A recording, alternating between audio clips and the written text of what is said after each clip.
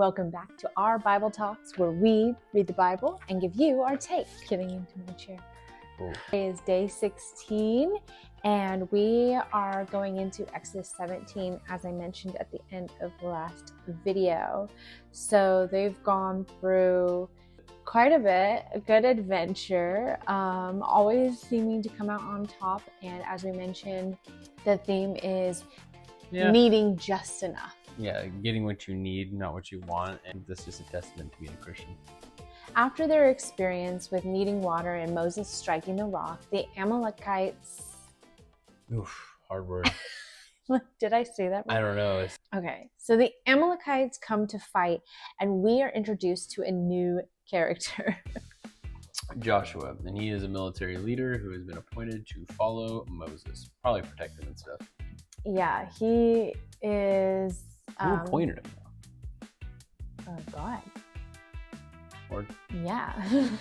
We not only meet Joshua for the first time, we meet a man named Hur, H-U-R, and Joshua goes to fight the Amalekites, and Moses, Aaron, and Hur go to the top of this mountain, or a hill, it says. And Moses says, God is in my hands, and he has to hold his hands up like this the entire fight while Joshua is battling the Amalekites. And every time he lowers his hand when he gets tired, the Amalekites are winning. So he raises it up again. Joshua is overpowering. And it just goes back and forth like this. And so Aaron and Hur start holding up his arms. We're like, sure, we've got you. Yeah, it's only so long you can do that for. Yeah, they bring over a rock. Here, take a seat. They take a staff, place it under his arm. And this, sadly to Moses, lasted until sunset.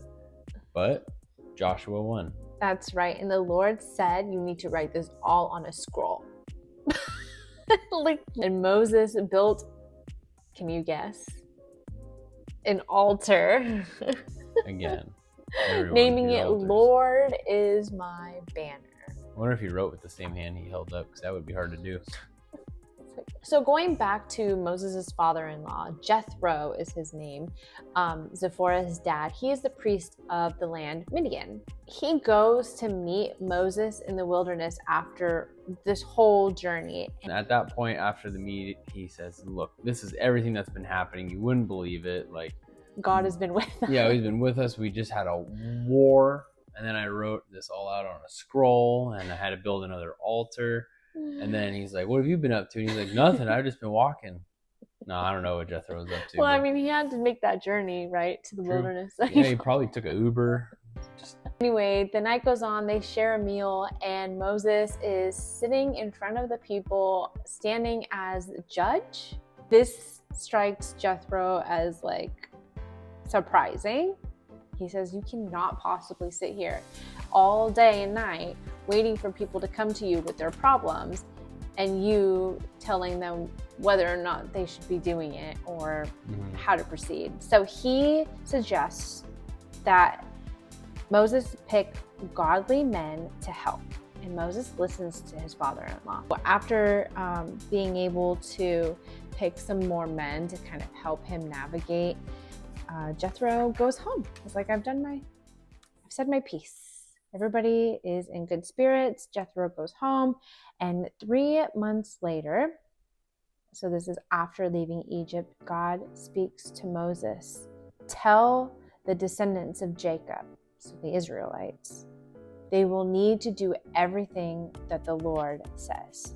And he asks Moses to consecrate the people on Mount Sinai. What does consecrate mean? I don't know. Existing in the material or physical form. So he's asking them to just be there. Okay, what a fancy word, to be there. Like bullet points. He says, put borders. Whoever touches the mountain is to be put to death by stone or arrows. Wild. No person or animal should touch it until the ram horns sound. Sinai was covered in smoke. Sounds of the trumpets blared, and Moses spoke as the Lord answered. And at this point, with the mountain going up in smoke, the Lord descended to the top of the mountain and called Moses to the top. And then we get to hear their conversation. You drink your tea. No.